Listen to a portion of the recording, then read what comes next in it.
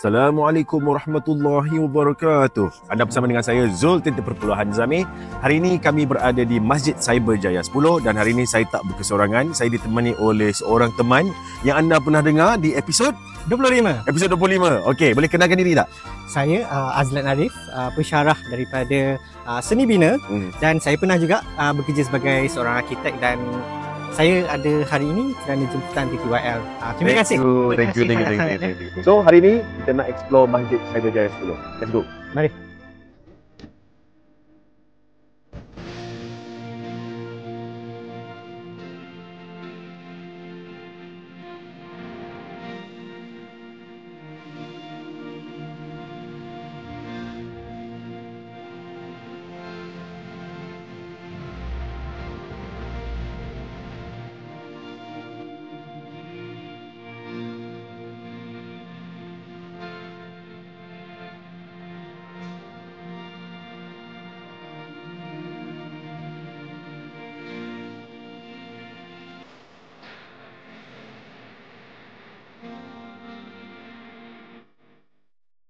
Okay. So Alan, first nak tanya, how do you feel? Apa perasaan bila masuk ke kawasan Masjid Cyberjaya 10 ni? First datang sini, okay, this is another masjid yang macam very modern, very contemporary and at the same time dia respect kepada dia punya community. So kita nampak how people interact, the space is being used, and then daripada segi first impression, dia punya material, sebab kadang-kadang cara kita bertanya dengan orang biasa, dengan orang yang design, kadang-kadang ada benda yang kita nampak dan orang biasa mungkin nampak benda lain. Korang lah tu yang biasa tu. Bukan, maksudnya orang yang bukan bidang seni bina lah, kan, layman term kan. So kalau macam kami designers, kami nampak lah dia punya attempt untuk guna natural material and then lebih localized punya material. Maksudnya bila localized material tu contoh dia macam apa? Kita guna material yang memang kita boleh dapat secara tempatan, kita tak import daripada luar. Dinding kat belakang tadi dia guna tanah liat yang memang dia gali daripada tanah ni daripada sendiri. Daripada tapak masjid sendiri. Tapak masjid sendiri. Yang tu memang sangat-sangat mapan, sangat lestari. Environment friendly. Environmental friendly, betul. Betul. Bila kita tengok dekat area toilet tadi kan, ada macam brick tadi. Kita nampak brick tu pun kira apa, penggunaan yang secara environmentally friendly lah, alami. Sangat mapan lah, alami, sebab memang dari kawasan sini lah, tempatan made in Malaysia, made in Malaysia, buatan lokal. Okay. Tapi lepas tu bila kita jalan tadi, macam bila Alan kata kawasan ni rasa macam community, what does it mean kalau dari segi aspek seni bina tu? Okay, kita nampak dia punya layout tu lebih kepada community, sebab kat belakang sana ada dialysis. Sebab memang bila kat belakang ada dialysis. Okay. Betul. And then how the openness of this area, dia tak ada segregation sangat. Walaupun setengah orang tak suka benda tu, tapi dia lebih subjektif lah. Actually masjid ni sebenarnya dibina dengan ruang dia macam terbuka. Lebih terbuka, So betul. adakah daripada aspek seni bina, bila macam ruang tu terbuka, maksudnya dia macam inviting lah community, betul, for people to use lah, ada space. Betul, dia bukan setengah masjid tu dia agak tertutup, tapi yang ni dia lebih kepada terbuka. Banyakkan masjid yang kita ada kat Malaysia ni memang menyediakan tempat untuk mandi. Kalau kita macam R&R penuh ke, kalau ada masjid yang nearby, memang pergi masjid. Ni macam yes. R&R untuk Muslim betul. Maksudnya daripada mandi kat toilet, kau guna pipe kat bawah tu, memang ada kepala shower yang proper untuk mandi. Betul. Jadi maksudnya dia bukan sahaja untuk komuniti setempat, tapi juga untuk komuniti besar at large lah, macam betul. Kadang-kadang kita susah nak jumpa tempat yang proper untuk bersihkan diri. Contoh kadang-kadang dekat R&R penuh, time raya kan. Memang beratur. So kadang-kadang kalau ada masjid setempat tu, kita boleh pergi. Tips and tricks. Raya nanti kalau korang nak pergi mandi, pergi masjid. Masjid ni dia punya design dia, kira falsafah design dia adalah industrial design kan. Dia falsafah tu bukan terlalu, falsafah dia lain. Falsafah lain. Sebab yang ni dia lebih kepada saya style. Bukan seni bina. Tak apa. Okay. Macam industrial, dia lebih kepada style. Gaya. So dia punya pembinaan tu memang pakai industri, sebab semuanya kita boleh nampak dia punya wayar, dia punya penyambung apa semua memang terbuka supaya senang untuk kita baik pulih atau maintenance lah. Maintenance. Okey. Betul. Cakap pasal falsafah tadi kan. Yes. Falsafah seni bina masjid ni sebenarnya dia ada cara yang dia dah modernkan, tapi masih ada identiti yang sangat membumi, which is lebih kepada identiti ketepatan. Macam mana tu? Macam kita boleh nampak dia punya bumbung.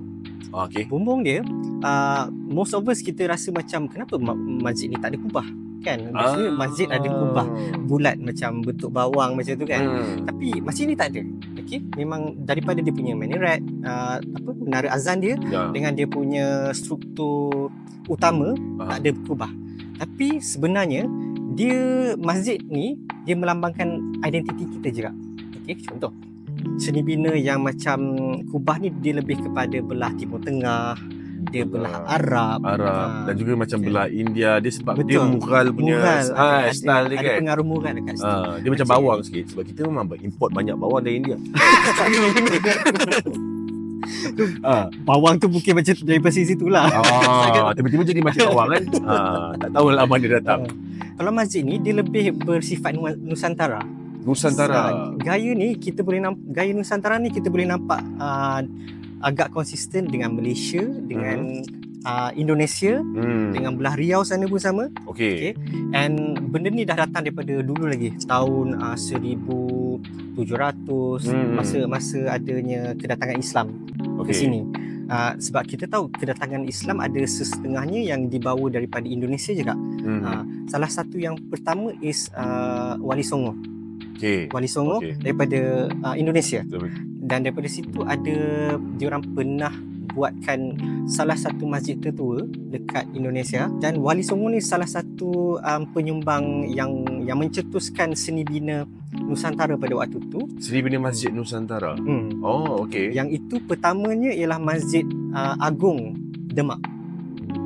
Demak dekat mana? Aceh? Dia tak sure. Tapi Demak ni rasa macam dalam Merung Mahawangsa pernah sebut ni. Betul. Itu mungkin jangan confuse dengan Damak. Bukan Damak. Demak lain Damak lain. Betul. Demak pun boleh jadi apa? Musuh. Lebih kepada tempat. Tempat tu memang Masjid Agung Demak. So Masjid Agung Demak ni dia memang salah satu yang pelopor kepada jenis bina style Nusantara ni. Which is kita tengok dia punya bentuk dia melambangkan Meru. Kita panggil ini ialah bumbung Meru. Macam Meru Kelang. Meru Kelang, betul. Meru. Tapi Meru sebenarnya berasal daripada Indonesia. Gunung Meru. Dan dia ada satu spiritual ataupun falsafah spiritual yang sama. Dan prinsip dia ada yang kita boleh selarikan dengan Islam juga. Which is kalau macam yang bumbung Meru ni, Meru ni diilhamkan daripada Gunung Meru. Yang berada di Indonesia. Tempat tu daripada dulu, kalau awal-awal sebelum kedatangan Islam, tempat Gunung Meru tu dianggap sebagai suci sebab ada dewa-dewi yang bersemayam ke atas tu. Tapi kalau kita asimilasikan dengan Islam, yang bersemayam di atas, kita fahaman kita ialah Arash. Betul. Yang ke atas. So sama juga dia aplikasikan dalam seni bina. That's why kita nampak bumbung Meru ni dia boleh melambangkan kesucian tempat beribadat. Bumbung Meru ni macam tak perasan dah tadi, dia berlapis ke? Dia berlapis, betul. Maksudnya macam ada bawah, tinggi sikit, ada atas. Betul. Lagi satu jenis dekat Indonesia, dia punya bumbung tu nama dia bumbung joglo. Joglo. Joglo. Joglo. Joglo. Joglo, bukan jomblo. Jomblo tu lain. Jomblo tu saya bujang.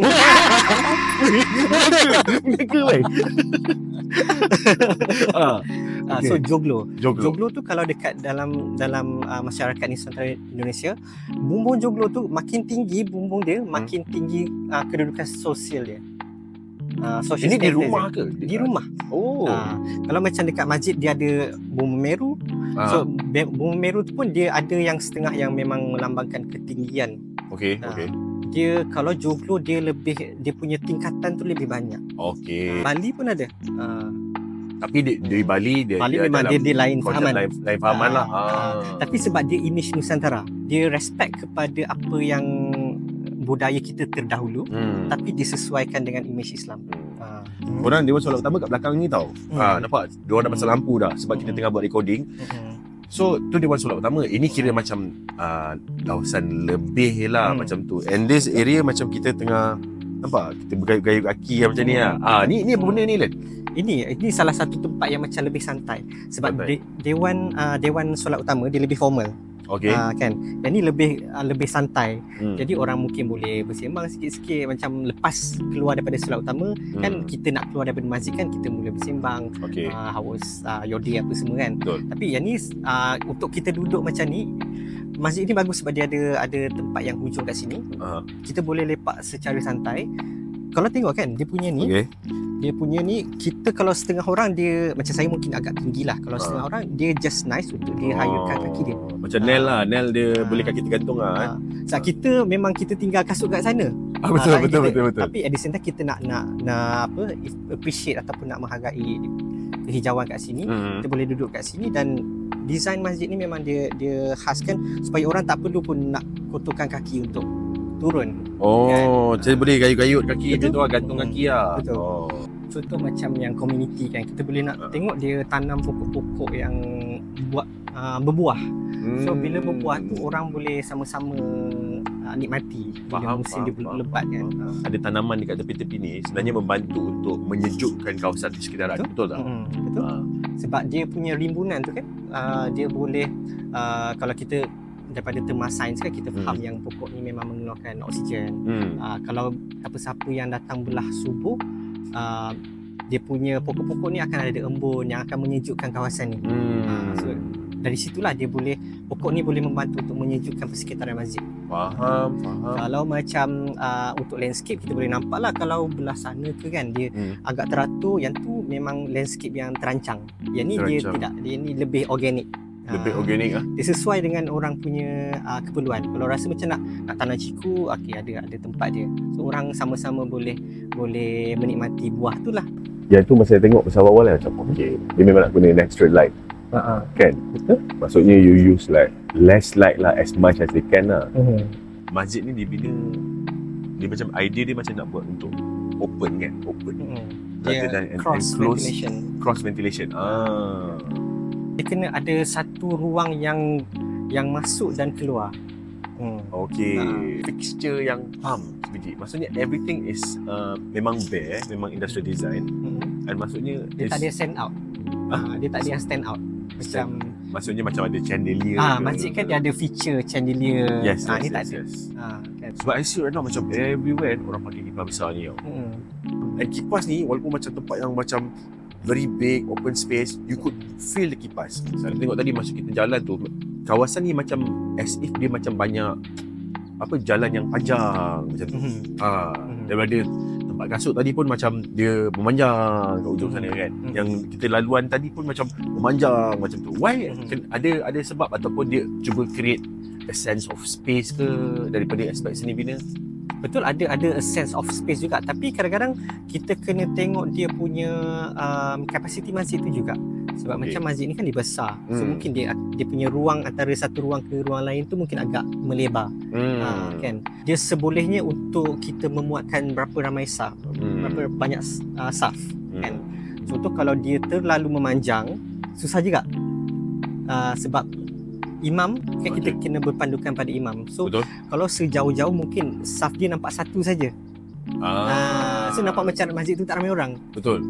Tapi at the same time, trik bukan dia macam bukan trik lah, tapi maksudnya pembinaan tu supaya nampak ada kebersamaan tu lah. Kebersamaan betul. Masjid ni dia sangat-sangat mengalu-alukan aktiviti community. Salah satu kalau kita nampak yang dekat depan tadi, kan macam ada dataran. Dataran tu apa-apa boleh buat. Mungkin aktiviti anjuran masjid tak melibatkan orang Islam saja. Mungkin orang bukan Islam kan. Boleh juga gunakan dataran tanpa perlu masuk ke kawasan masjid. Faham. Wow, ini cara seorang orang ahli dalam ilmu seni bina melihat ruang dan bagaimana ruang itu dibina supaya nak bagi ruang dan peluang untuk berfungsi. Macam mana dia boleh berfungsi.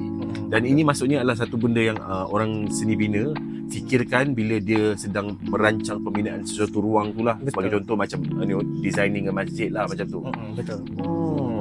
Lagi satu, bumbung ni dia ada satu yang kat atas. Kalau dalam apa nama ni, dalam image Melayu, kita kata benda tu ialah sebagai tunjuk langit. Tunjuk langit maksudnya dia melambangkan ketauhidan. Tauhid Allah itu satu. Jadi dia menunjuk ke langit. Tunjuk langit dia menunjuk bumbung ada satu ke atas.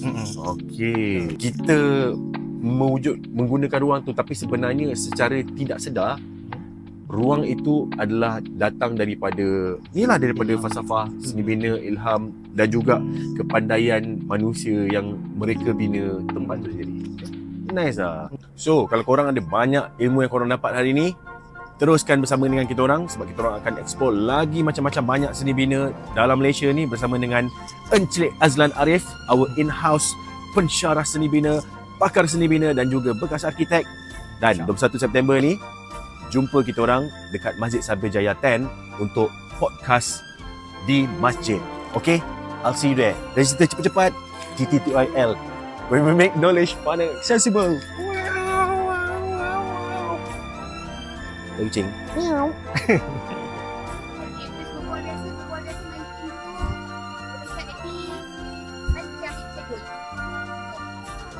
Kau jadi prop ni kucing eh? Kucing dia jadi prop tu. Ya Allah. Ni apa ni? Ke kau gaduh eh?